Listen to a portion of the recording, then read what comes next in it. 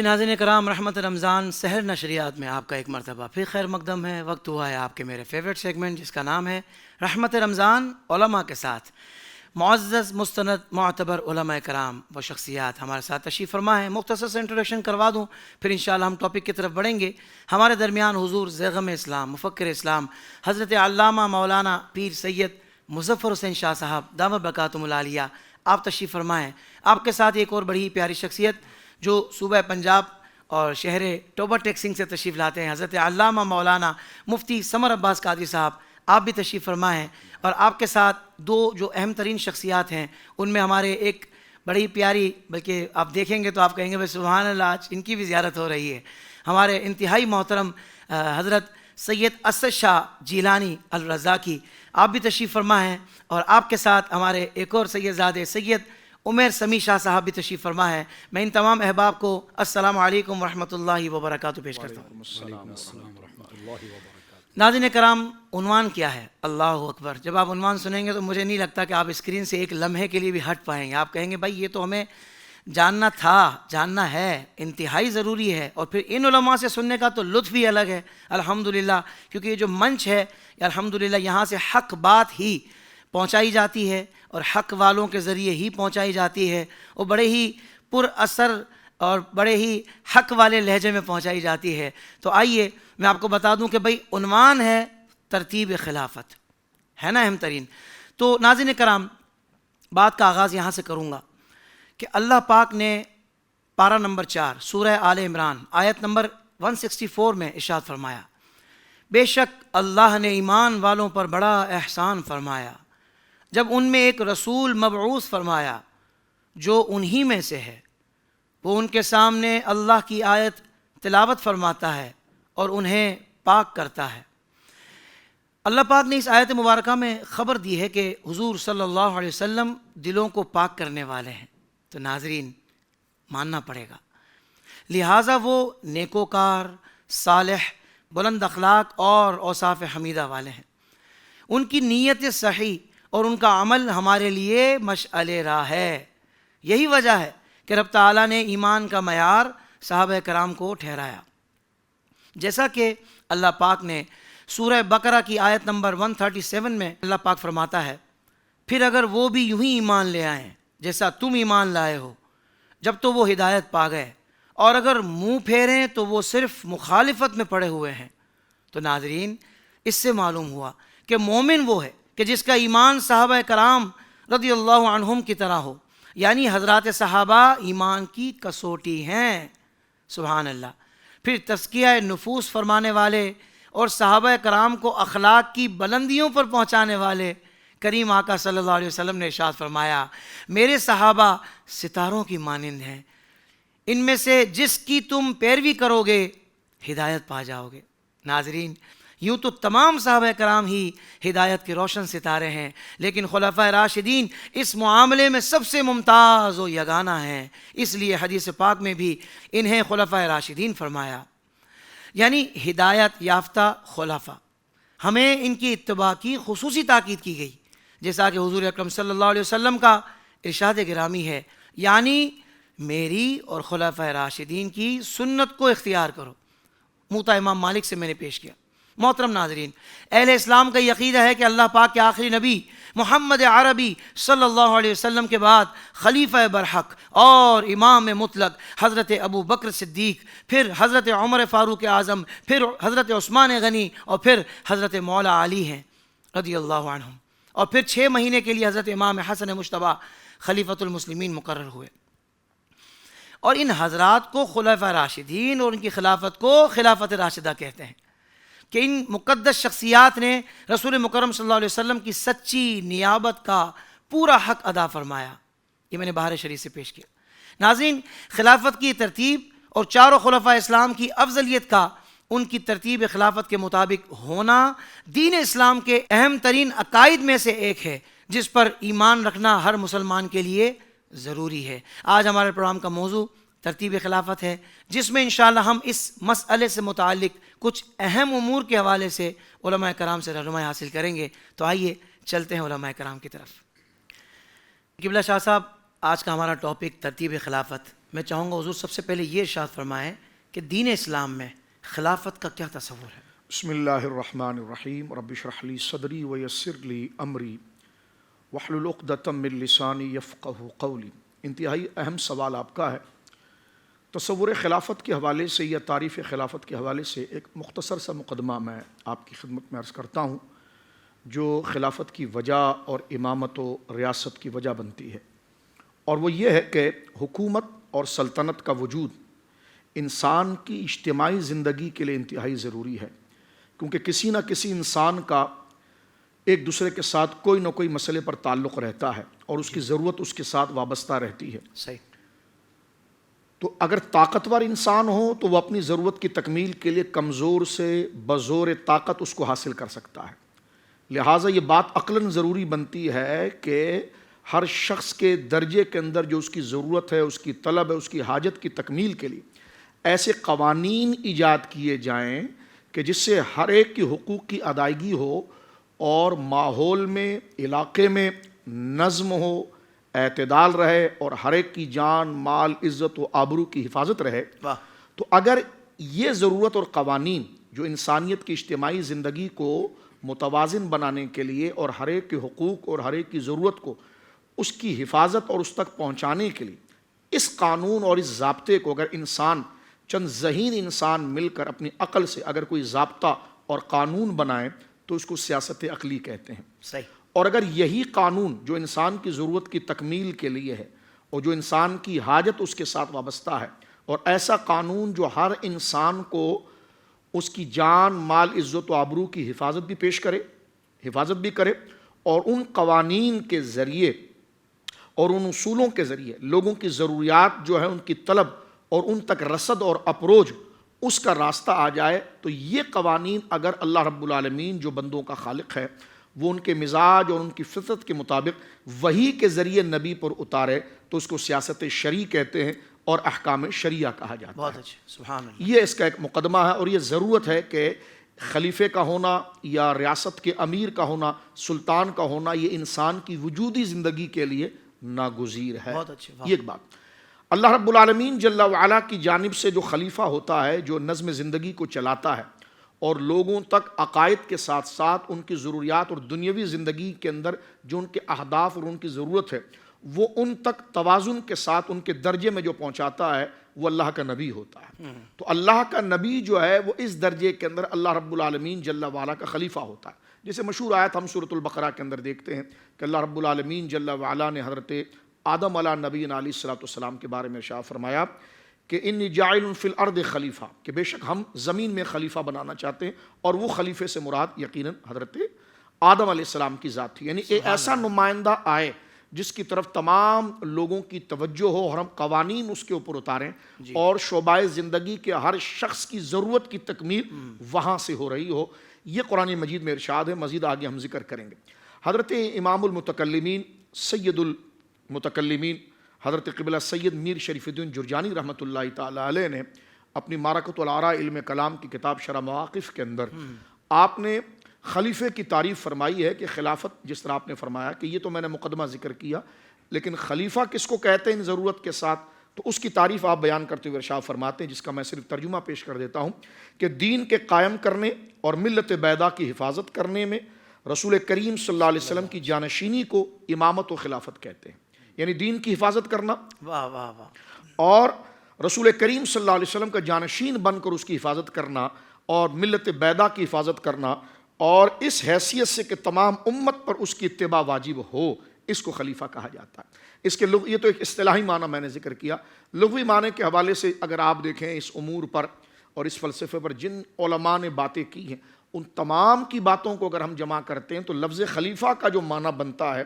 وہ جانشینی کا بنتا ہے، یہ عمارت کا بنتا ہے۔ اکثر احادیث میں حافظ صاحب قبلہ ہماری کتابیں جو ہیں، جو سیاق کی کتابیں ہیں، اس میں جیسا صحیح مسلم ہے یا صحیح بخاری ہے، جامع ترمذی ہے، اس میں باقاعدہ حضور علیہ الصلوۃ والسلام کی طرف سے زمین پر بصورت ریاست قائم کر کے کہ زمین اللہ کی ہے، بندے اللہ کے ہیں، تو ان کی ضرورت حلال و حرام، ان کے نظم زندگی، ان کے امن و عامہ کے حوالے سے اور ان کے امور انتظامی کے حوالے سے جو اللہ رب العالمین احکام اتارتا ہے، تو شخصیت کے اندر کیا کمال ہونا چاہیے، وہ احکام کیا ہوتے ہیں. واہ تو احادیث کے اندر قرآن کے ساتھ ساتھ احادیث کے اندر باقاعدہ ایک چیپٹر بنتا ہے جس کو کتاب الامارہ کہا جاتا ہے. کتاب الامارہ اگر ناظرین کھولیں گے تو اس میں دیکھیں گے تو اس میں یہی خلافت کی ضرورت اور خلیفے کی تعریف اور ان کی ضروریات کو ذکر کیا جاتا ہے.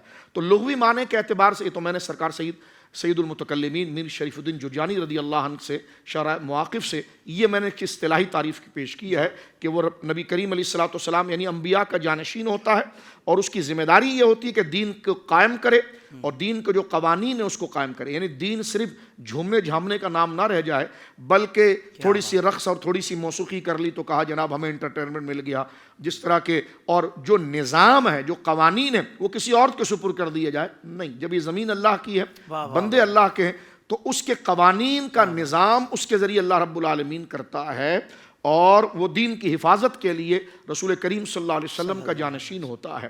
اس کو گویا کہ خلیفہ کہا جاتا ہے. خلیفے کا مختصر معنی لغوی ہے جانشینی کے، عمارت کے، یا اس کو امامت کے نام کے ساتھ بھی تعبیر کیا جاتا ہے. یہ ساری بحث جو میں نے آپ کے سامنے کی ہے تو صحیح کے اندر یہ حدیث موجود ہے. حضور سید عالم صلی اللہ علیہ وسلم نے اپنی ایک لائن میں اس بات کو واضح کر دیا.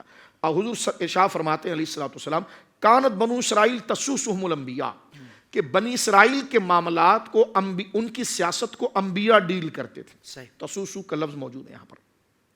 اور سیاست بغیر ریاست کے نہیں ہو سکتی ہے، اور جب ریاست ہے تو اس ریاست کا قیام بغیر خلیفے کے نہیں ہو سکتا. تو یہ پورا سسٹم جو میں نے آپ کی خدمت میں عرض کیا ہے کہ ملت بیضاء کی حفاظت اور دین کے قائم کرنے کے لیے اپنی طاقت اور اپنی صلاحیت کے ذریعے باطل کو پیچھے کرنا، برائی کو پیچھے کرنا اور حق کو نافذ کرنا.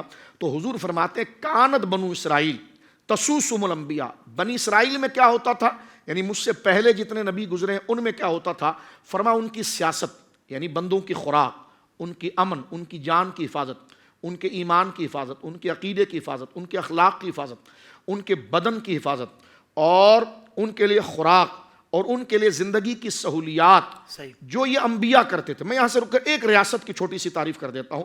ریاست دراصل ایک ادارے کو کہتے ہیں. ریاست وہ ادارہ ہوتا ہے کہ ایک انڈیویجول، ایک تنہا شخص اپنی انتہائی ضروری نیڈ اور ضرورت کو خود سے وہ حاصل نہیں کر سکتا، یا تو وہ اس کی اپروچ سے بہت دور ہے، یا مہنگی ہے، یا اس کو حاصل کرنے کے لیے اس کو بڑی طاقت چاہیے. تو ایک انفرادی شخص اس کو حاصل نہیں کر سکتا. تو ایک ایسا ادارہ جو طاقت میں، مال میں اس قدر مضبوط ہو کہ ایک فرد واحد کے لیے جو اس کی بنیادی نیڈ ہے، بنیادی ضرورت ہے، خوراک، اخلاق، جان کی حفاظت، امن ہے، وہ اس کو مہیا کرے، تو اس ادارے کو ریاست کہا جاتا ہے. بہت اچھے شاہ جی. اور جو اس ریاست کا منتظم ہوتا ہے اسی کو امام کہا جاتا ہے، اسی کو خلیفہ کہا جاتا ہے. اس ریاست کے اصول جو وحی کے ذریعے آتے ہیں تو اس کو احکام شریعہ اور وحی کے ذریعے آنے والی ان اصول کو نبی کے سینے پر آتا ہے، اور نبی اپنے بعد جس کو نافذ کرتا ہے، ان اصولوں پر جو ریاست کو قائم کرتا ہے اس کو خلیفہ کہا جاتا ہے. اس لیے سیاست شرعی کے نمائندے کو خلیفہ کہا جاتا ہے. اور سیاست عقلیہ اور دیگر جو چند لوگ مل کر اپنی مشاورتی طور پر کوئی ادارہ لوگوں کی بہبود کے لیے کھڑا کر دے تو اس کے امیر کو خلیفہ یا امام نہیں کہا جاتا. اب دوبارہ اس حدیث پاک کو سنیے اور میں بات کو مکمل کر دیتا ہوں. حضور سید عالم نے شاہ فرما کہ کانت بنو اسرائیل تسوسهم الانبیاء، یہی انسان کی جو بنیادی نیڈ ہے، اس کی تکمیل مجھ سے پہلے انبیاء کیا کرتے تھے. یعنی بنی اسرائیل جو حضور سے پہلے کے انبیاء تھے، تو فرمایا کہ بنی اسرائیل میں سیاست جو ہے وہ انبیاء کرتے تھے. سیاست کا معنی واضح ہو گیا.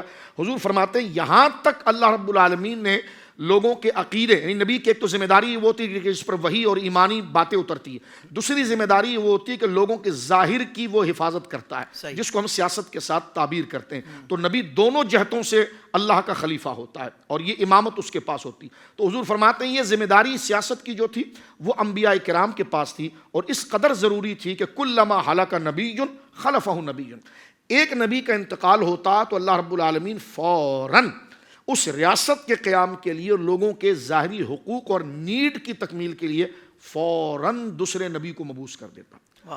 ذرا بھی اس میں فاصلہ نہیں ہوتا. یوں سمجھ لیجئے اگر فجر میں ایک نبی کا انتقال ہوا تو ظہر سے قبل دوسرے کا انتخاب کر دیا جاتا. حضور فرماتے ہیں یہ سلسلہ ان میں باقاعدہ کنٹینیوٹی کے ساتھ چلتا رہا. لیکن وَإِنَّهُ لَا نَبِيَّ بَعْدِي، میرے بعد تو کوئی نبی نہیں، تو پھر یہ سلسلہ میرے بعد آگے کیسا چلے گا؟ تو سرکار نے فرمایا میرے بعد میرے نائبین ہوں گے، میرے جانشین ہوں گے، میرے خلفاء ہوں گے، اور وہ کثرت کے ساتھ ہوں گے۔ تو یہ خلافت کا مفہوم تھا، یہ اس کا مقدمہ تھا جس حدیث پاک کے اندر اس کو ذکر کیا۔ اس لیے میں نے خلافت کا اصطلاحی لغوی معنی اور ریاست کا قیام اور سیاست عقلی اور سیاست شرعی کی ایک میں نے اصطلاحی بات آپ کی خدمت میں عرض کر دی۔ سبحان اللہ، سبحان اللہ، بہت بہت خوب قبلہ شاہ صاحب، اللہ آپ کو جزائے خیر دے۔ علامہ سمر عباس صاحب، حضرت آپ یہ ارشاد فرمائیں، کیا خلافت کی طرح امامت بھی کوئی دینی منصب ہے؟ اور دین اسلام میں امامت کا کیا تصور ہے؟ شاہ صاحب نے ضمناً ذکر تو کیا ہے، مگر میں چاہوں گا اس کی کچھ مزید تفصیلات بیان فرما دیں۔ بسم اللہ الرحمن الرحیم۔ حضرت حافظ صاحب، یہ جو امامت اور خلافت دو لفظ ہیں، یہ مترادف المعنی بھی ہیں اور قریب المعنی بھی ہیں۔ صحیح۔ یعنی خلیفہ کو امام اور امام کو خلیفہ کہا جاتا ہے اہل علم کے نزدیک، لیکن چونکہ جیسے جیسے زمانہ گزرتا گیا، مرور زمانہ کے ساتھ کچھ لوگوں نے الفاظ کو اپنا شعار اور اپنے عقیدے کے لیے استعمال کرنا شروع کر دیا۔ اب ہوا یہ کہ جن کو خلافت اور اس کی جامعیت اور ہماگیریت کا علم نہیں تھا، انہوں نے خلافت کو صرف حضرت ابوبکر صدیق رضی اللہ عنہ، حضرت فاروق اعظم، عثمان غنی ان کے ساتھ جوڑ دیا، اور امامت کو الگ کر کے حضرت مولا علی کو اس منصب پر فائز کرنے کی سر توڑ کوشش کی انہوں نے، اور انہوں نے یہ کہہ دیا کہ امامت اور خلافت یہ الگ چیزیں ہیں۔ جبکہ اہل سنت کے نزدیک سطحی علم رکھنے والا بندہ بھی جانتا ہے کہ جو خلیفہ ہوتا ہے وہی امام ہوتا ہے، جو امام ہوتا ہے وہی خلیفہ ہوتا ہے۔ واہ واہ۔ لیکن چونکہ یہ اتنا زمانہ گزر چکا اور اس کے اندر لوگوں کو بہت سارے مشکلات پیش آتی ہیں، تو ان کے لیے میں یہ عرض کر دوں کہ ان دونوں لفظوں میں اگر آپ فرسٹ پوزیشن دے سکتے ہیں تو وہ لفظ خلافت ہے۔ صحیح۔ ہاں، امامت اس کے تابع ہے، ہماگیریت اور اس کا پھیلاؤ لفظ خلافت کا زیادہ ہے۔ صحیح۔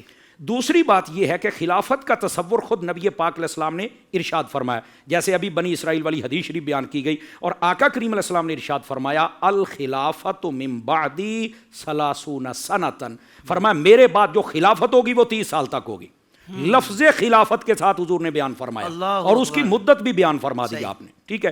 یہ دوسری بات کہ خلافت کا جو تصور ہے یہ قرآن سے بھی ہے اور حدیث سے بھی ہے، ٹھیک ہے۔ تیسری بات، قرآن مجید برہان رشید کی 1-2 آیات تو یہ بات نہیں، درجنوں اور 20 آیات ہیں جس کے اندر یہ خلافت کا تصور موجود ہے، بلکہ نبی پاک علیہ السلام کے جو خلفاء ہیں ان کی خلافت کے بارے میں بھی اللہ نے قرآن میں فرمایا وعد اللہ الذین آمنوا منکم وعملوا الصالحات لیستخلفنہم فی الارض، فرما اللہ نے وعدہ کر لیا ہے ان لوگوں سے جو ایمان لائے اور نیک اعمال کرتے رہے کہ ہم ضرور زمین میں ان کو خلیفہ بنائیں گے۔ تو یہ لفظ خلافت، اس کا تصور قرآن مجید اور احادیث میں موجود ہے، یہ یاد رکھ لیا جائے۔ پہلی بات یہ، جب لفظ خلافت بولا جائے تو امامت آٹومیٹک بیچ میں ہوتی ہے، یہ یاد رکھ لیا جائے، یہ تو پہلی بات ہو گئی۔ دوسری بات یہ ہے، اب چونکہ امامت خلافت دو اور کھینچا تانی کا ماحول بنا ہوا ہے، تو اس میں ہم کیسے سمجھیں؟ اس میں کچھ بنیادی فرق ہیں جو لوگ فیڈنگ کے طور پر بھرنا چاہتے ہیں لوگوں کے دماغوں میں، لیکن اہل سنت آپ کے یہ علم ہے اور ہمارے بھی علم ہے، اور اسی لیے ہم بیٹھے ہوئے ہیں۔ جس مسئلے پر لوگ گرد ڈالتے ہیں، ہماری کوشش ہوتی ہے 1400 سالہ نور لے کر اس گرد کو ہٹا کر روز روشن کی طرح مسئلے کو واضح کر دیا جائے۔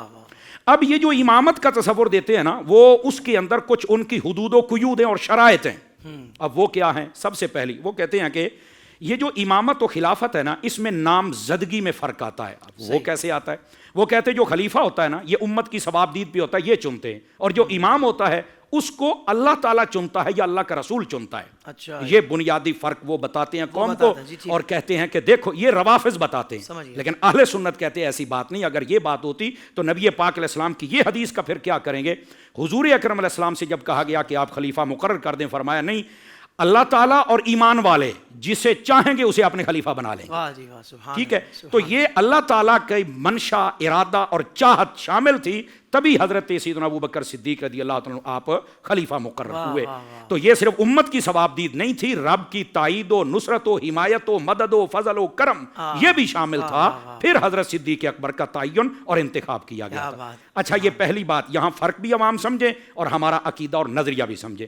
دوسرا فرق جو لوگ دیتے ہیں وہ کہتے ہیں کہ جو امام ہوتا ہے وہ اللہ کا نائب ہوتا ہے، جبکہ علل اتفاق یہ مسئلہ ہے کہ اللہ کا جو نائب ہوتا ہے وہ نبی ہوتا ہے، نبی کا جو نائب ہوتا ہے وہ خلیفہ ہوتا ہے۔ اور اس کی دلیل یہ ہے، حضرت سیدنا ابوبکر صدیق رضی اللہ عنہ آپ کو ایک شخص نے پکارا کہ یا خلیفۃ اللہ، اے اللہ کے خلیفہ، آپ نے فوراً ٹوکا، فرمایا نہیں میں اللہ کا خلیفہ نہیں، انا خلیفۃ الرسول، میں رسول کا خلیفہ ہوں۔ واہ واہ سبحان اللہ۔ تو آپ نے اس بات کو واضح کر دیا کہ یہ جو کہنا کہ امام اللہ کا نائب ہوتا ہے اور جو خلیفہ ہوتا ہے یہ تو پھر لوگوں کے لیے ہوتا نا، ایسی بات نہیں ہے۔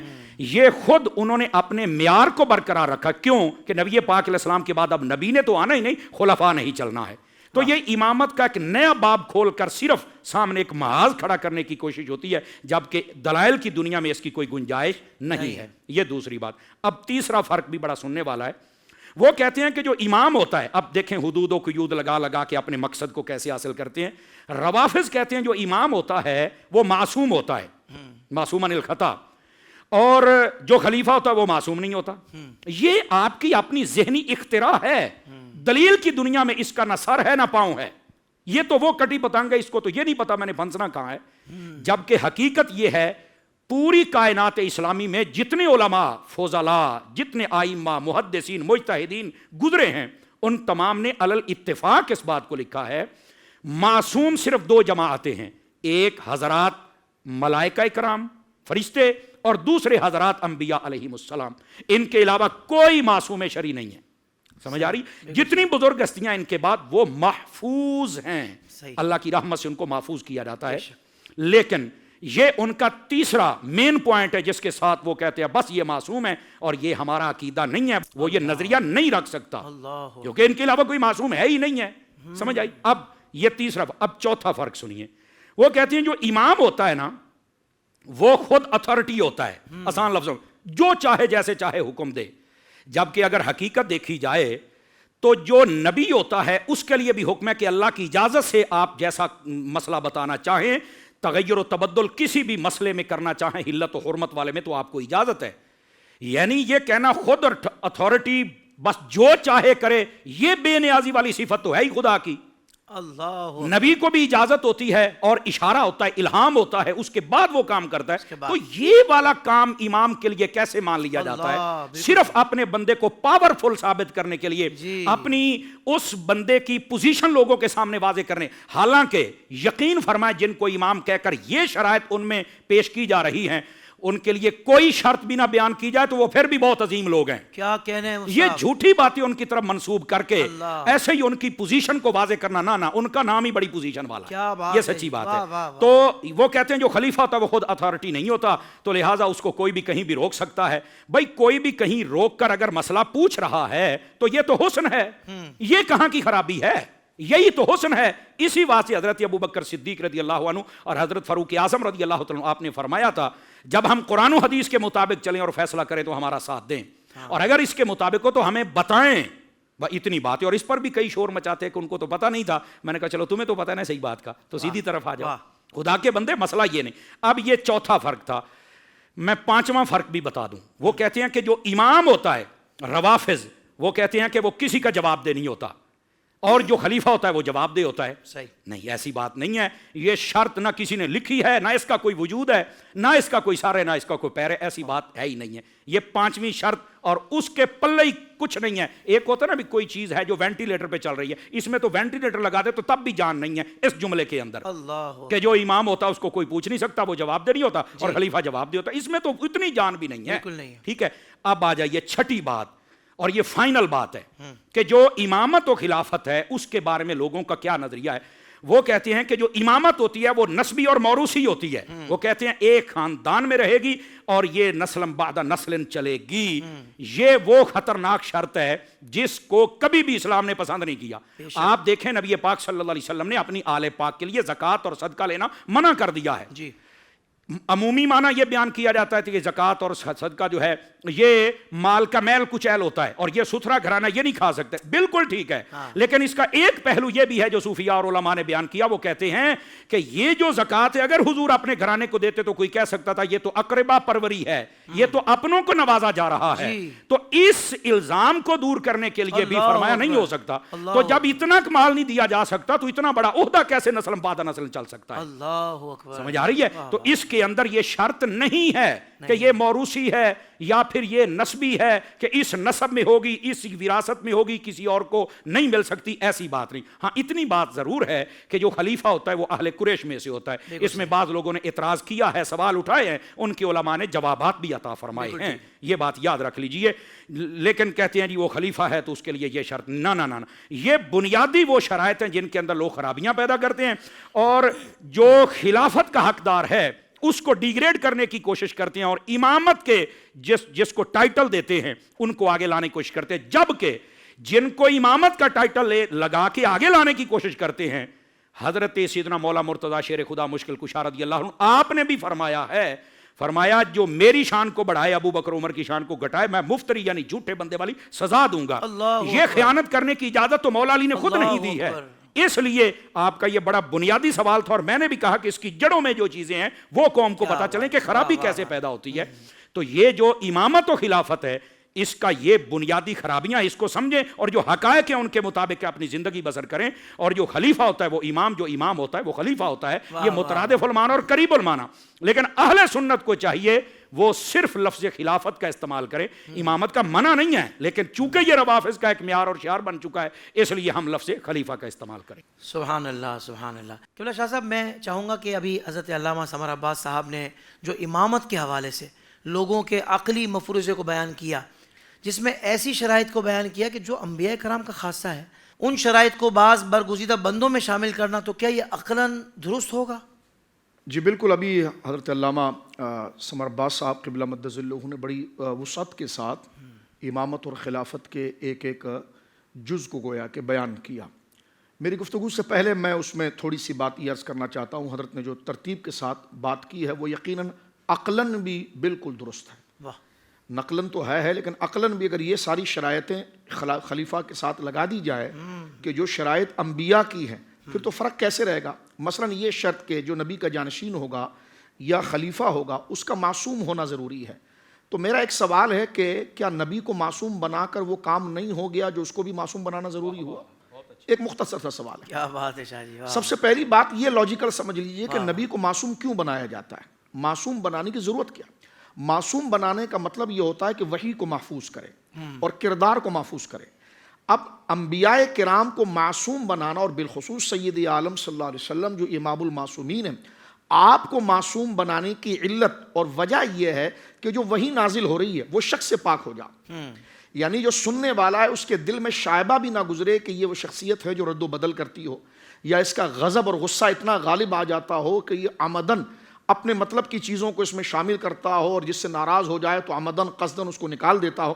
تو اللہ رب العالمین جل وعلا انبیاء کے اندر ایک ایسا جوہر رکھتا ہے، جس طرح ہمارے اندر اللہ نے بولنے کی صلاحیت رکھی ہے، جانوروں میں نہیں رکھی ہے، ہمیں دیکھنے کی صلاحیت رکھی، عقل کی صلاحیت، اس طرح ایک بڑی صلاحیت، اس سے آگے کی صلاحیت اللہ رب العالمین ان کی بشریت اور مقام کو ممتاز کرنے کے لیے ایک ان کو وصف عطا فرماتا ہے جسے عصمت کہتے ہیں، اور عصمت وہ چیز ہے جو خلاف شرع کام کی طرف جانے سے ان کو باز رکھتی ہے۔ کیا بات ہے شاہ جی، یہ عصمت کی آسان سی تعریف۔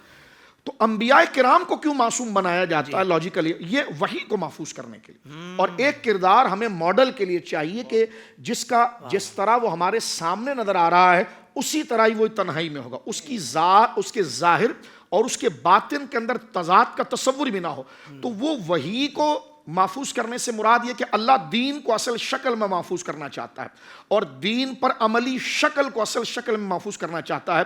تو میرا ایک مؤدبانہ سوال ہے، کیا یہ انبیاء نے محفوظ نہیں کر دیا؟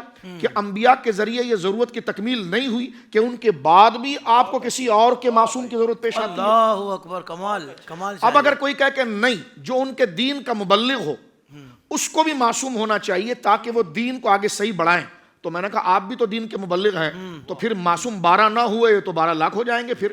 تو لہٰذا مبلغ کے لیے، یعنی محض مبلغ کے لیے اصل وحی کی جو تفسیر کر رہا ہے اس کے لیے عصمت شرط نہیں ہے، بلکہ اصل مبلغ جو ہے جس پر وحی کا نزول ہو رہا انبیاء، وہی، کیونکہ مختصر سا یہ عقل پر اگر زور دیں، یعنی معصوم بنانے کی جو ضرورت تھی وہ انبیاء پر مکمل ہو گئی ہے، ان کے علاوہ کوئی ضرورت باقی نہیں، کیونکہ اگر آپ ضرورت لائیں گے تو وہ ضرورت تو آپ میں بھی پائی جا رہی ہے، تو پھر تو آپ کو بھی معصوم ماننا پڑے گا۔ ایک سوال کا جواب جو علامہ صاحب نے معصوم، تو دیکھیں یہ چیز عقل بھی پوری قبول نہیں کرتی، ایک بات۔ دوسری چیز یہاں پر جو ذکر کی گئی کہ مطلق مطاع، یعنی مطلق اس کی اتباع کی جائے، تو یہ تو منصب نبوت والا ہو گیا. جبکہ قرآن مجید نے سورۃ النساء کے اندر اس چیز کو بالکل کلیئر کر دیا کہ یا ایھا الذین آمنوا اطیعوا اللہ واطیعوا الرسول واولی الامر منکم. اے ایمان والو اللہ کی اطاعت کرو. میں ناظرین سے کہوں گا ذرا غور کریں. اے ایمان والو اللہ کی اطاعت کرو، اطیعوا اللہ واطیعوا الرسول، اور رسول کی اطاعت کرو، واولی الامر منکم، اور جو حکمران ہیں، جو انبیاء کے راستے پر ہیں، ان کی اتباع کرو. یہاں تھوڑا سا حافظ صاحب غور کریں، بات تین ذاتوں کی ہو رہی ہے، اللہ کی، رسول کی اور ریاست کے امیر کی. لیکن اطاعت کا لفظ دو کے لیے بولا جا رہا ہے، تیسرے کے لیے نہیں بولا جا رہا. اللہ کے لیے اطاعت کا لفظ بولا گیا ہے اطیعوا اللہ، رسول کے لیے اطاعت کا لفظ بولا گیا ہے اطیعوا الرسول. اولی الامر منکم کو اس کے تابع کیا گیا، یہ نہیں فرمایا وہ اطیعوا اولی الامر منکم. سلامت رہے اولی الامر کے ساتھ قرآن نے اطاعت کا لفظ نہیں لگایا. اس کی وجہ کیا تھی؟ آگے ذکر کیا کہ اگر اولی الامر کے فیصلے میں اختلاف ہو جائے، اسے اللہ رسول کی طرف پھیر دو. تو پتا چلا مطلق اصلاً جو شارع اور مطاع ہے وہ رب کی ذات ہے، اور رب نے اپنے بندوں کے اندر یہ اختیار انبیاء اور جناب رسول اللہ کو دیا. اور رسول اللہ کے جتنے نائبین ہیں وہ حضور کی شریعت کے پابند ہوں گے. وہ مطلق مطاع نہیں ہوتے، بلکہ مطلق مطاع جو ہے، جن کی اطاعت کی جائے مطلق شارع، وہ نبی کی ذات ہے. ان سے دلیل کا مطالبہ نہیں ہوتا، ان کا کرنا خود دلیل ہوتا ہے، ان پر وحی کا نزول ہوتا ہے. اور انبیاء کے بعد جو قرآن یہ کہہ رہا ہے وہ اولی الامر منکم، یعنی میرے محبوب کے نائبین، اولی الامر جو حکمران ہیں، یعنی جو ان کے طرز پر ہیں اور ان کی مکمل جانشینی پر ہیں، ان کی تم اتباع کرو. لیکن فَإِن تَنَازَعْتُمْ فِي شَيْءٍ، لیکن تمہیں کسی مسئلے میں اگر اختلاف ہو جائے تو یہ نہیں کہ اختلاف ہوا تو آنکھ بند کر کے اولی الامر کی بات فرمایا نہیں. اس مسئلے کو پھر تم نے اولی الامر پر نہیں رکھنا ہے، پیچھے لے جانا ہے کہ اللہ نے کیا کہا، رسول نے کیا کہا. تو قرآن نے سمپل انداز میں کہہ دیا ہے کہ مطلق مطاع جو ہے وہ اصلاً اللہ رب العالمین ہے، اور اس کی اطاعت سے جناب رسول اللہ ہیں، اور ان کے بعد جتنے جانشین ہیں ان کی اتباع انہی باتوں میں کی جائے گی جو اللہ اس کے رسول کی موافقت کے ساتھ ہو. اور اگر اختلاف ہو جائے تو مرجع جو ہے وہ بنایا جائے گا اللہ اس کے رسول کی ذات. تو یہاں پر آپ دیکھیے یہ جو علامہ صاحب نے مطلق شارع مطلق مطاع کی جو بات کی ہے، یہ عقلاً بھی غلط ہے، نقلاً بھی غلط ہے. ایک بات تو لہذا خلیفہ کے ساتھ یا امام کے ساتھ ان چیزوں کی شرائط کو نہیں رکھا جاتا.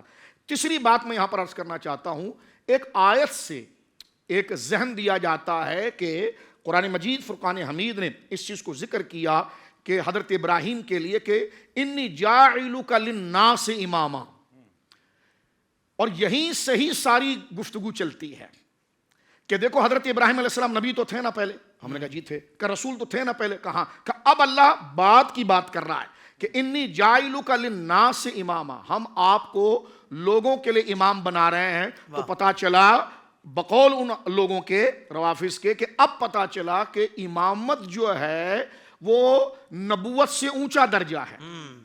امامت جو ہے نبوت سے اوپر درجہ ہے. تو ہم نے پوچھا ذرا ہم غریبوں کے لیے اس کی وضاحت کریں گے آپ کہ امامت جو ہے وہ نبوت سے اونچا درجہ ہے. یہاں سے وہ عقیدہ لے کر آئے کہ جتنے ائمہ ہیں، یعنی حضرت سیدنا مولا کائنات سرکار سیدنا امام حسن، سیدنا مولا امام حسین، سیدنا سید السجاد امام زین العابدین، سرکار میرے آقا حضرت امام باقر، سرکار میرے آقا امام جعفر الصادق، سرکار میرے آقا حضرت مولا موسیٰ رضا، سرکار میرے آقا مولا علی رضا، سرکار مولا تقی، مولا نقی، حضرت حسن عسکری، امام مہدی، ان تمام کو اس فہرست میں شامل کر کے کہا گیا کہ ان کا رتبہ نبیوں سے اعلیٰ ہے، سوائے نبی مکرم صلی اللہ علیہ وسلم یہ سارے نبیوں سے اعلیٰ ہیں. جبکہ قرآن کی کئی آیتوں کا خلاف ہے کہ غیر نبی سے افضل کیسے ہو سکتا ہے. انہوں نے کہا اس لیے ہو سکتا ہے کہ یہ امام ہے، اور اللہ نے یہ بات کی ہے حضرت ابراہیم سے کہ انی جاعلک للناس اماما، اللہ رب العالمین جل وعلا تجھے لوگوں کے لیے امام بنائے گا. اور پھر پوچھا ومن ذریتی، میری اولاد کا کیا ہوگا؟ تو اللہ رب العالمین نے فرمایا کہ ظالموں کو یہ منصب نہیں دیا جائے گا. تو ایک قیاس کر لیا جاتا ہے کہ حضرت ابراہیم نے اپنی اولاد کا پوچھا تو یہ سارے حضرت ابراہیم کی اولاد میں سے ہیں، تو لہٰذا یہ سارے کے سارے جو ہے کہ وہ امامت کے منصب پر آئے، اور یہ امامت نبوت سے بھی اعلیٰ ہے. اللہ اکبر. تو اب ذرا غور کیجئے، میں اس طرف نہیں جاتا کیونکہ پھر اس موضوع کی طرف ہم آئیں گے. یہاں پر ہم ایک بات اور ذکر کرنا چاہتے ہیں، یعنی انی جاعلک للناس اماما، کہ ہم آپ کو ابراہیم علیہ السلام ہم آپ کو لوگوں کے لیے امام بنانا چاہتے ہیں. اس کا معنی یہ تھا کہ آپ کے ہاتھ میں وہ منصب دینا چاہتے ہیں اور آپ کو اس منصب پر فائز کرنا چاہتے ہیں کہ بعد کے جتنے اجلہ انبیاء آئیں گے وہ آپ کی اولاد امجاد میں سے ہوں گے. ٹھیک ہے, یہی چیز یہاں پر ذکر کی جا رہی ہے جس طرح کہ داؤد علیہ السلام کے لیے, حضرت سلیمان علیہ السلام کے لیے. لیکن اگر اس پر یہ اصرار کیا جائے کہ یہ نبوت سے ہٹ کر, گویا کہ امامت جو ہے وہ ایک ایسا رتبہ ہے کہ جو نبوت سے بھی اعلیٰ ہے, تو ہم نے ان سے کہا کہ ذرا زحمت فرمائیں ہم فقیروں کے لیے اور بتائیں کہ امامت میں ایسی کیا خاصیت ہے جو نبوت نے اس کی تکمیل نہیں کی, کہ جس کے لیے اس سے اوپر ایک منصب آ گیا کہ جس میں یہ ائمہ مبارک اہل بیت رضوان اللہ اجمعین کو آپ نے انبیاء سے بھی بڑا مان لیا. انہوں نے کہا دیکھیے ان نبی کو, اب یہ کتنی بڑی بات کرنے جا رہے ہیں ذرا غور کیجئے. کہتے کہ جی نبی کا منصب ہوتا ہے لوگوں کو ہدایت کا راستہ دکھانا, اور امام کا منصب ہوتا ہے ایصال المطلوب, یعنی دل میں ہدایت کو اتار کر اس کو مومن کر دینا. اللہ, یعنی انبیاء جو ہیں وہ ہدایت کے اس معنی پر ہیں کہ وہ راستہ دکھائیں گے کہ بھائی یہ سیدھا راستہ ہے, اور اللہ نے تجھے عقل دی ہے, فہم دیا ہے, تجھے سمجھ ہے کہ کیا صحیح ہے کیا غلط ہے, اور ہم نے دلائل تیرے سامنے قرآن سے واضح کر دیے ہیں, لہٰذا اب یہ سیدھا راستہ اس پر چل, تیری مرضی نہیں چلتا تیری مرضی. اور یہ بالکل عقل مانتی ہے کہ انبیاء کرام کا یہی کام ہے کہ وہ راستہ دکھاتے ہیں. لیکن ایصال المطلوب کہ دل میں ہدایت کو اتار دینا اور ان کو بالکل مومن کر دینا اور ان سے کفر کو اور تمام معاملات کو جدا کر دینا, تو عقل بھی اس بات کا تقاضا کرتی ہے کہ یہ منصب اللہ کا ہے. اللہ کا ہے. واہ واہ واہ شاہ جی, ایصال المطلوب منصب جو ہے وہ اللہ رب العالمین کا ہے, اور انبیاء کا منصب ہوتا ہے راستہ دکھانا. وہ کہا جاتا ہے کہ انبیاء جو ہیں وہ راستہ دکھاتے ہیں, اور امام جو ہوتا ہے نا وہ اللہ والی بات ایصال المطلوب, وہ دلوں میں ہدایت کو اتار کر بندے کو مومن کر دیتا ہے. ہم نے کہا اچھا اس وجہ سے امامت کو آپ نے یہ جامہ پہنا کر آپ نے انبیاء سے بڑھایا, ان غیر انبیاء کو, ان ہستیوں کو جو غیر انبیاء ہیں ان کو بڑھایا ان نبیوں کے اوپر سوائے حضور سید عالم پر علیہ الصلوۃ والسلام. تو ہم پوچھتے مجھے یہ بتائیے ان ائمہ اہل بیت رضوان اللہ اجمعین, ان پر ہماری جانیں قربان ہو, ان کے دور میں کتنے فساق تھے, فاجر تھے, کافر تھے, تو یہ مومن کیوں نہیں ہو گئے سارے؟ یہ سارے مومن کیوں نہیں ہو گئے؟ اور غصب خلافت کا یہ سارا معنی کر کے آپ جو مولا مرتضیٰ رضی اللہ تعالیٰ عنہ کے لیے تمام چیزوں کو مانتے ہیں, تو اس وقت آپ ایک نگاہ کرم فرما دیتے اور ایصال المطلوب ہو جاتا.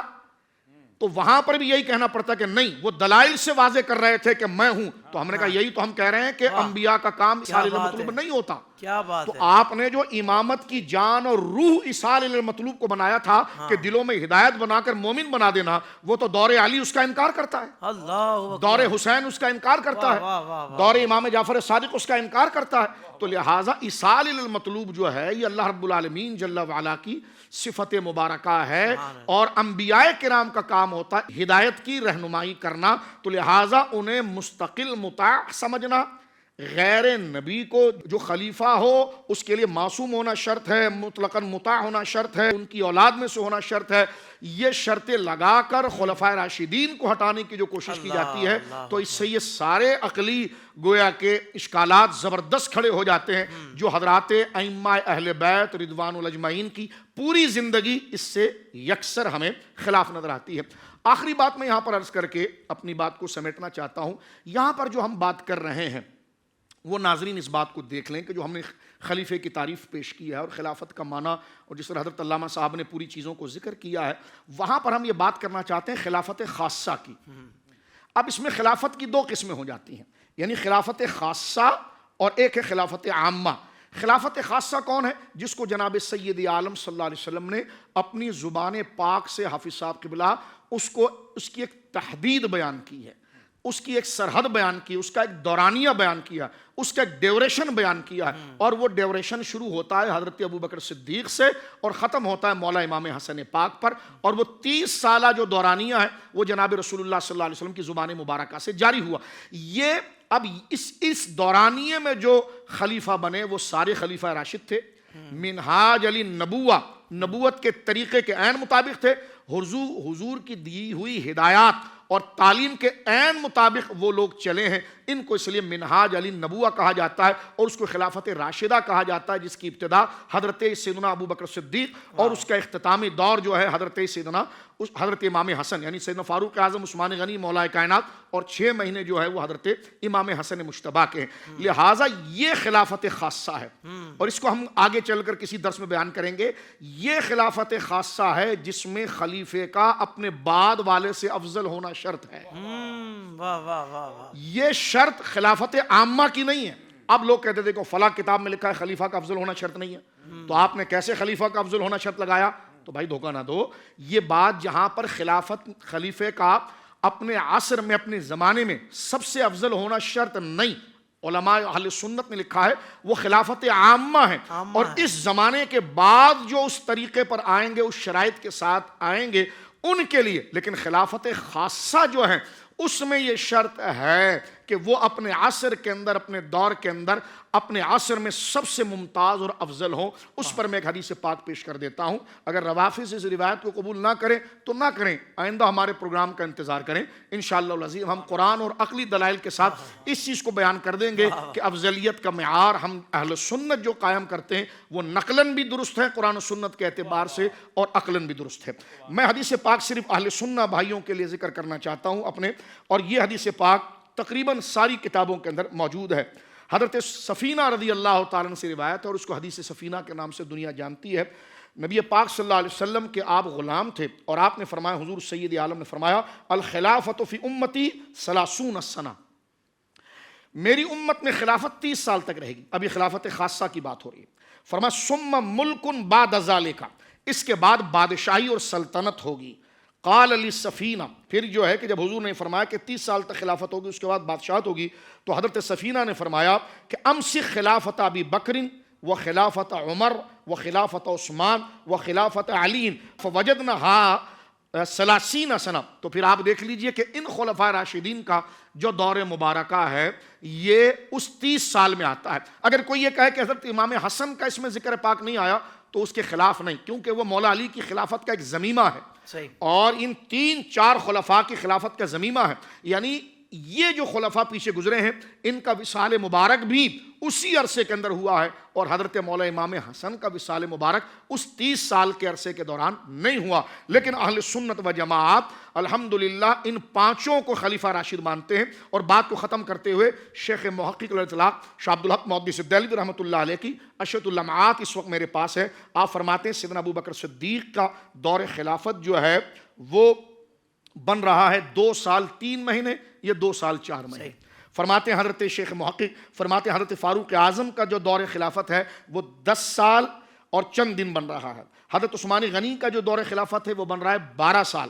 حضرت مولا علی شیر خدا کا جو دور خلافت ہے وہ بن رہا ہے 4 سال 9 ماہ کے قریب، اور جو حضرت سیدنا امام حسن مجتبیٰ ہے ان کا 6 مہینہ بن رہا ہے، اور اس کو ٹوٹل کیا جاتا ہے تو یہ ٹوٹل سلسلہ آ کر جمع ہو جاتا ہے یہ پورے 30 سال کے اندر۔ میں پھر عرض کرنا چاہوں گا، ہماری اس کلپ پر کومنٹس کرنے سے رکھیے، ہم اس وقت افضلیت پر گفتگو نہیں کر رہے ہیں، وہ موضوع ہمارا شروع نہیں ہوا ہے۔ ہم جو اس وقت بات کر رہے ہیں خلافت خاصہ کے لیے، تو اہل سنت کے حوالے سے یہ نظریہ ہم نے آپ کے سامنے پیش کیا، اور خلیفے کا، امام کا معصوم نہ ہونا اور اس کا مستقلاً مطاع نہ ہونا، ایصال الی المطلوب کے ساتھ اس کی صفت کا جوڑے ہونے کا نہ ہونا، یہ عقلاً بھی بات درست ہے، نقلاً بھی درست ہے۔ اس لیے اہل سنت و جماعت کے نزدیک خلیفہ جو امام ہے اس کے لیے ان چیزوں کا شرط نہیں۔ بات کو یہاں پر ختم کرتے ہیں کہ لفظ امام خلیفہ پر بولا جائے گا۔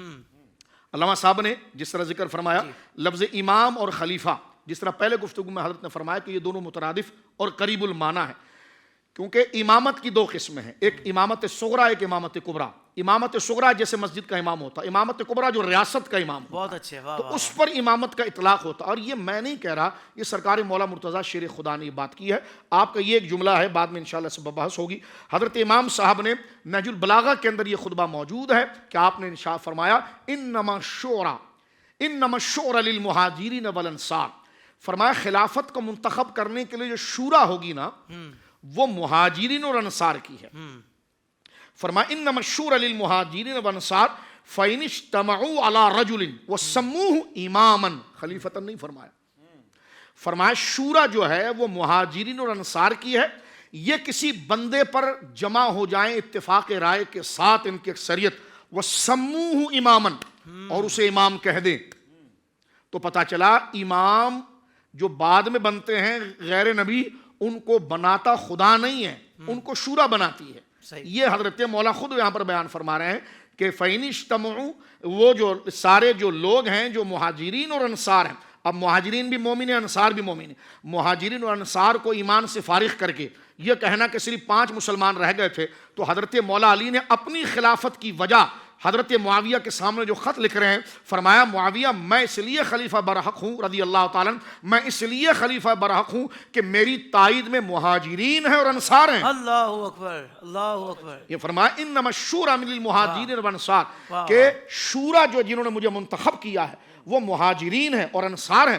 اور تمہیں پتہ ہونا چاہیے کہ مہاجرین اور انصار کا اعتبار اللہ کی بارگاہ میں دین میں کیا ہے، فرمایا کہ وہ ایسی شخصیات ہیں فَإِنِ اجْتَمَعُوا عَلَى رَجُلٍ، وہ جس جامع شرائط شخص پر جمع ہو جائیں۔ ظاہر سی بات ہے جب مہاجر انصار نیک لوگ ہیں تو وہ غیر شرائط والے پر تو جمع نہیں ہوں گے، جس بندے میں خلیفہ ہونے کی ساری کوالٹی پائی جاتی ہے لیکن اس پر وہ جمع ہو جائیں، وَسَمُّوهُ إِمَامًا، اور اسے اپنا خلیفہ اور امام کہیں، کان ذالک اللہ رضن، تو اس میں اللہ ہی کی رضا ہوتی ہے، اس میں اللہ ہی کی رضا ہوتی ہے۔ یہاں سوال پیدا ہو سکتا ہے کہ آپ نے تو خود کہا کہ امام کا انتخاب جو ہے وہ اللہ نہیں کرتا، غیر انبیاء میں وہ شورا کرتی، تو یہاں پر تو آپ مولا علی کے لیے جملہ پڑھ رہے ہیں کہ مولا علی نے وہاں پر امام کا لفظ کہا ہے، اور ساتھ میں کہا ہے کہ جس پر لوگ جمع ہو جائیں وہ اللہ کی رضا ہے، یعنی وہ اللہ کا انتخاب ہے، تو آپ نے تو خود کہہ دیا کہ امام اللہ کا انتخاب ہے۔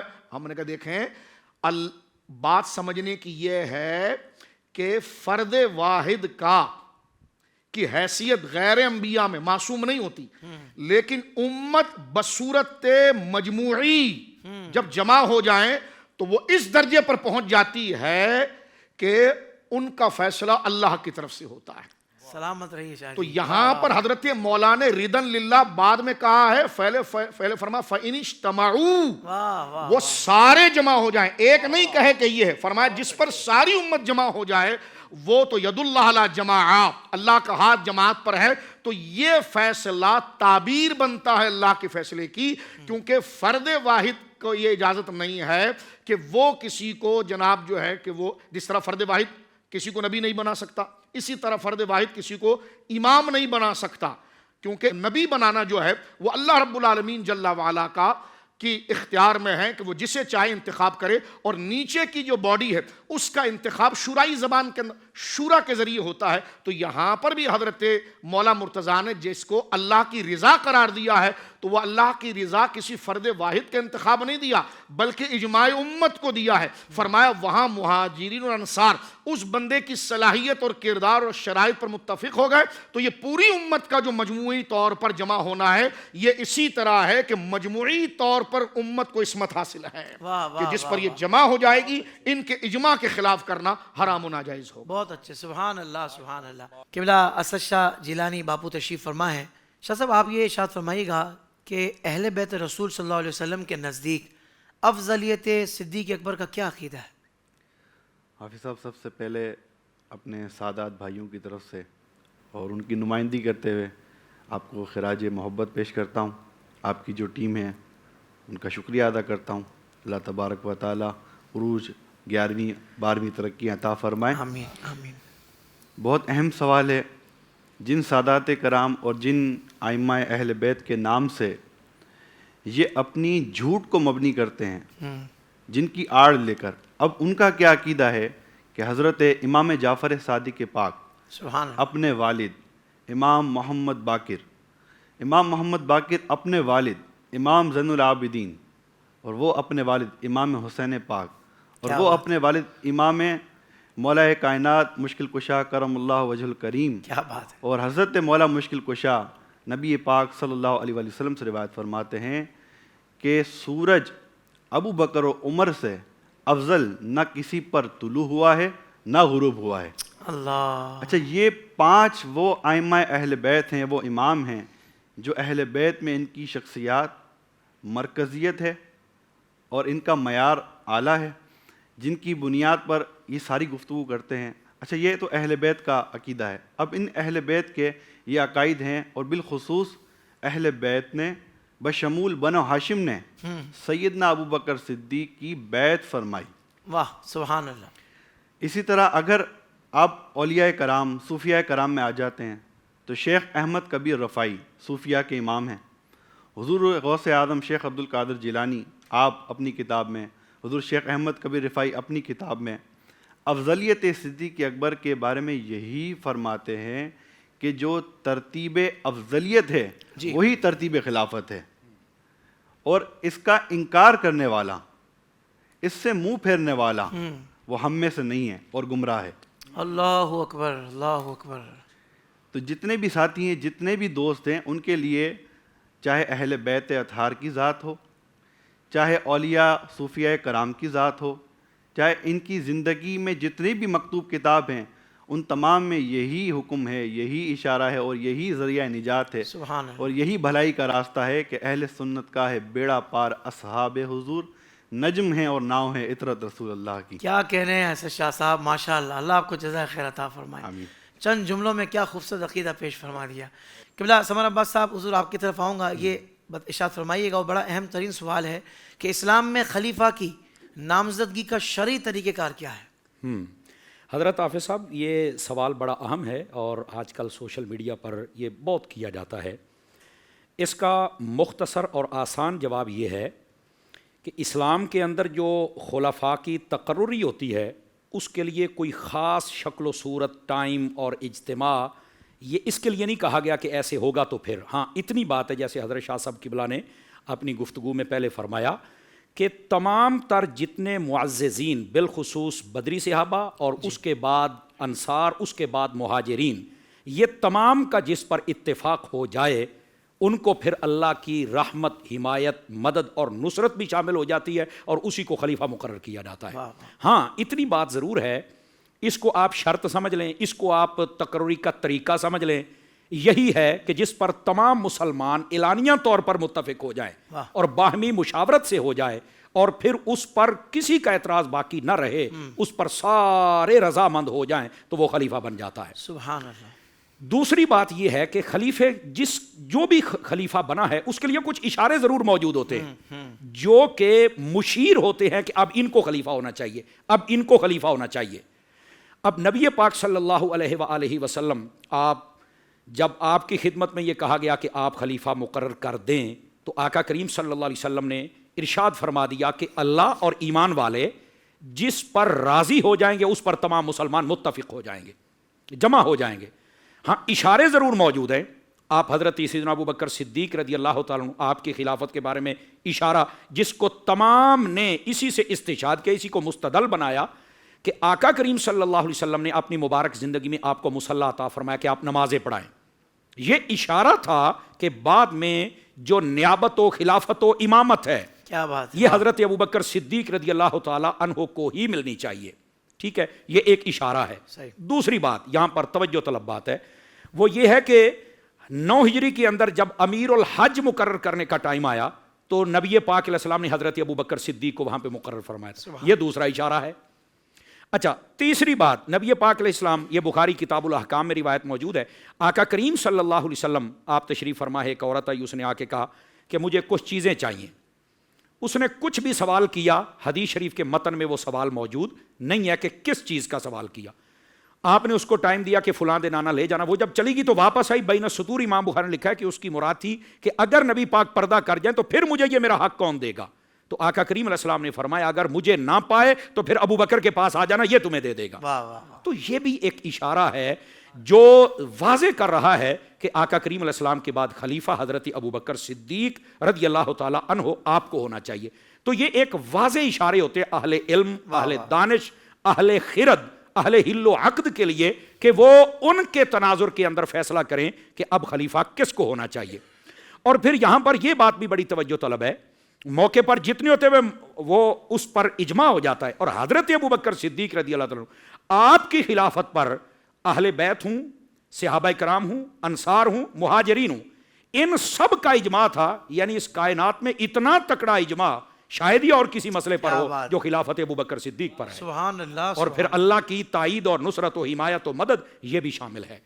تو یہ ایک خاص طریقہ کار اس کو سمجھ لیں, شرط سمجھ لیں, وہ یہی ہوتا ہے کہ مسلمان متفق ہو کر اپنی مشاورت کے ساتھ جس کو خلیفہ مقرر کریں تو وہ خلیفہ ہوتا ہے. اسی طرح جب حضرت سیدنا ابوبکر صدیق رضی اللہ تعالی عنہ آپ سے لوگوں نے کہا کہ آپ خلیفہ مقرر کر دیں تو آپ نے ایک اشارہ دیا, آپ نے کہا نہیں کہ ان کو بنائیں, تو فرمایا کہ میرے بعد میں جس کو بہترین دیکھ رہا ہوں وہ فاروق اعظم کی ذات ہے. واہ واہ واہ. یہ تمہارے تمام تر معاملات کو سنبھال سکتے اور اچھے طریقے سے چلا سکتے ہیں, اللہ. لیکن معاملہ ویسے ہی چھوڑا جیسے نبی پاک صلی اللہ علیہ وسلم نے چھوڑا. اچھا یہ ایک حدیث الگ ہے بخاری شریف میں, آقا کریم علیہ السلام یہ جس پر آج کچھ لوگ پھدکتے ہیں نا, تو یہ اگر اس کو بھی نگاہ انصاف سے پڑھ لیں تو مسئلہ حل ہو جائے گا. حدیث کرتاس کو لے کے آتے ہیں کہ نبی پاک علیہ السلام نے کہا کو پینسل لے آؤ تو میں لکھنا چاہتا ہوں, تو حضرت فاروق اعظم نے کہا نہ لکھو. او بھائی یہ متن میں علماء نے محدثین نے واضح کیا کہ لکھنا کیا تھا, لکھنے تک تو آ جاتے ہیں کہ نہیں لکھنے دیا تو پتہ نہیں کیا ہو گیا ہے. جی. وہ لکھنا کیا تھا, جی. لکھنا یہی تھا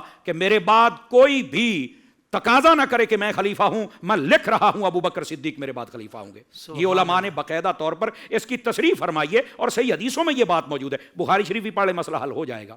تو اس پر بھی شور مچانے کی ضرورت نہیں ہے. وہ آقا کریم علیہ السلام کی محبت میں انہوں نے کہا تھا کہ نہ لے کے آئیں. آقا کریم علیہ السلام کی حالت ایسی ہے اور محبت کے ساتھ کوئی کام کیا جائے تو اس کے اندر گستاخی نہیں ہوتی. جیسے حدیبیہ کے مقام پر نبی پاک علیہ السلام نے حضرت مولا مرتضیٰ شیر خدا سے فرمایا کہ انہوں نے کہا رسول اللہ کا لفظ مٹا دیں تو آپ میرے نام کے ساتھ رسول اللہ ختم کر دیں, تو فرمایا حضور میں تو نہیں کر سکتا. تو اب وہاں تو مولا علی نے بات نہیں مانی تھی, تو کیا یہ گستاخی کہو گے؟ کہہ رہے نہیں یار یہ تو محبت میں تھا, ان کی محبت نے گوارا نہیں کیا. تو یہاں بھی حضرت فاروق اعظم کی محبت نے گوارا نہیں کیا کہ حضور کی یہ حالت ہے, آقا کریم صلی اللہ علیہ وسلم نے ہمیں سب کچھ عطا فرما دیا. اتنی بات تھی تو لوگ اس کو رنگ بدلتے ہیں.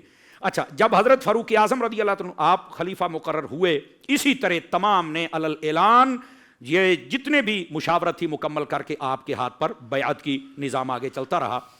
جب آپ زخمی ہوئے تو آپ سے کہا گیا کہ آپ بھی مقرر کر دیں, تو آپ نے بھی مقرر نہیں کیا, اشارہ دیا, 6 بندوں کے نام دے دیے. ان 6 نے بعد میں مشاورت کی, انہوں نے 3 پر اتفاق کیا, 3 نے پھر 1 پر اتفاق کیا, اور وہ جو 1 تھا کہا یار آپ بتا دیں کیا کہنا. انہوں نے پھر حضرت عثمان غنی کا نام پیش فرمایا. تو یہ سارے کے سارے اسی انداز کے ساتھ آئے ہیں کہ اتفاق تھا ان کا. یہ ایک آپ شرط سمجھ لیں, آپ اس کو حقیقت سمجھ لیں اور حسن سمجھ لیں, یہی ہے اس کے لیے. اس کا یہ نہیں ہے کہ منگل کا دن ہوگا, بدھ کا دن ہوگا, سویرے 10 بجے ہوگا تو یہاں ہوگا, نہ ایسی کوئی بات نہیں ہے. بس مسلمانوں کا اتفاق ہوگا. اچھا جب حضرت فاروق اعظم رضی اللہ تعالی عنہ آپ کے بعد حضرت عثمان غنی آئے, ان سے بھی کہا گیا کہ آپ بھی, ظاہر سی بات ہے خلیفہ تو مقرر کسی نے نہیں کیا, لیکن اشارہ. تو ایک روایت یہ ملتی ہے کہ آپ نے حضرت زبیر بن عوام کے بارے میں اشارہ دیا, ایک ہے حضرت عبد الرحمن بن عوف کے بارے میں آپ نے اشارہ دیا. حضرت عبد الرحمن بن عوف تو 3 سال پہلے ہی پردہ فرما گئے.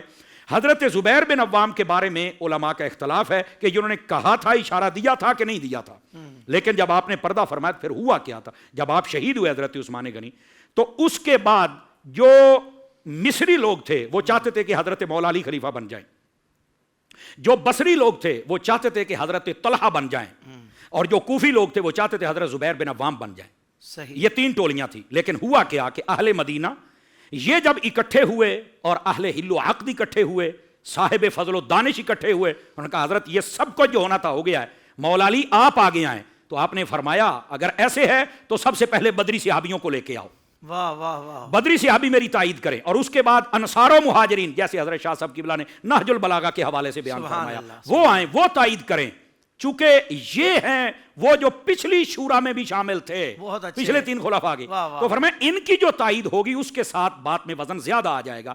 یہی وجہ ہے کہ شورا کے اندر بندے کے مقام و مرتبے کو بھی دیکھا جاتا ہے. اور یہ ہمارے ہاں آج کل کا ووٹنگ سسٹم ہوتا ہے, اس میں بنگی کے ووٹ اور ایک عالم دین کے ووٹ کو برابر رکھا جاتا ہے. اسی واسطے علماء اس سے نفرت کرتے ہیں. تو حقیقت یہ ہے کہ صاحب فضل, صاحب دانش, اور جس کو جتنا حضور کا قرب حاصل ہے اس کا مقام و مرتبہ بھی ویسے ہی ہوتا ہے. تو عرض کرنے کا مقصد یہ ہے جب وہ سارے آئے انہوں نے اتفاق کیا تو ان کو دیکھ کر باقی سارے لوگوں نے بھی اسی پر اتفاق کیا, اور حضرت مولا مرتضیٰ شیر خدا رضی اللہ عنہ آپ منتخب ہوئے. تو یہ ایک حسن رہا ہے, طریقہ کار رہا ہے جس نے ان 30 سالوں کے اندر امت کو جوڑ کے رکھا ہے. 30 سالوں کے اندر جوڑ کے رکھا ہے امت کو. ہاں اگلی بات یہ توجہ طلب, بس اوقات ابھی بھی پھدکنے سے لوگ باز نہیں آتے. حضرت شاہ صاحب نے بڑی پیاری بات کہی, 30 سال ڈیوریشن, اس کا ایک کرائٹیریا دائرہ بیان کر دیا گیا کہ یہ وہ خلافت ہے کہ یہ جو علی منہاج النبوہ ہے یہ وہ خلافت ہے. اگر کوئی کہے کہ حضرت مولا علی کو پہلے لے کے آنا چاہیے تھا اور مولا علی ہی تھے, تو بھائی پھر بتاؤ مولا علی رضی اللہ تعالیٰ عنہ آپ اور باقی 3 کو آپ کیسے خلافت دیتے؟ 30 سالہ تو دور ہے, اور مولا علی شیر خدا رضی اللہ تعالیٰ عنہ اگر پہلے خلیفہ بنتے تو حضرت ابو بکر صدیق بھی پردہ کر جاتے, فاروق اعظم بھی کر جاتے, عثمان غنی بھی کر جاتے, تو پھر یہ خلیفہ کیسے بنتے؟ کیونکہ حضرت مولا علی کی شہادت تو ان سب سے بعد میں ہے نا. جی تو اب وہ وقت تو گزارنا تھا, تو پھر یہ 30 سال کیسے پورے ہوتے؟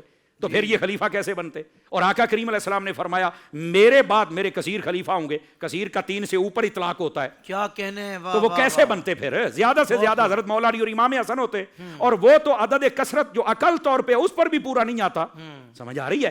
تو یہ عقلی طور پر بھی بات غلط ہے کہ حضرت مولا علی کو پہلا نمبر دے دیا اور باقیوں کو ختم کر دیا جائے. نہیں, یہ جو ترتیب ہے اس پر مولا علی کا خاموش رہنا اس بات کی دلیل ہے, اور ان کی بیعت کرنا, ان کے پیچھے نمازیں پڑھنا اس بات کی دلیل ہے کہ یہ ساری خلافتیں ٹھیک ہیں, وہ ہمارے امام ہیں اور ہم ان کے مقتدی بن کے پیچھے کھڑے ہوئے ہیں, عقلی طور پر بھی اور نقلی طور پر بھی. اور اس پر امت کو انتشار کی طرف لے کر نہیں چلنا چاہیے. حضرت مولا علی نے بھی کبھی تقاضا نہیں کیا, اور نہ ہی کسی اور صحابی نے اس بات پر کبھی تقاضا کیا ہے. وہ یہ ہے کہ حضرت مولا علی شیر خدا رضی اللہ تعالیٰ عنہ جب آپ زخمی ہوئے تو آپ سے بھی لوگوں نے آ کے کہا کہ حضور آپ خلیفے کا تقرر فرما دیں. یہ بڑی مضبوط دلیل ہے. تو حضرت سیدنا مولا مرتضیٰ شیر خدا رضی اللہ عنہ آپ نے فرمایا نہیں میں نہیں کروں گا. کہا کیوں؟ فرمایا میں تمہیں اسی حالت پر چھوڑوں گا جیسے رسول کریم صلی اللہ علیہ وسلم نے ہمیں چھوڑا تھا.